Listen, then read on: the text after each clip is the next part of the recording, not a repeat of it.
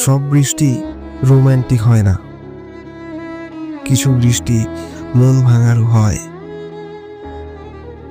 যদি কোনো এক বর্ষায় আবার মুখোমুখি হয়ে যায়, আমাকে দেখে দাঁড়িও না, নয়তো আমি আবার অলিখিত প্রাপ্যগুলোকে নিয়ে অভিযোগ করে বসতে পারি। আসলে একটা জিনিস খুব ভালোভাবে শিখে গেছি, অভিনয় করাটা খুব একটা কঠিন না।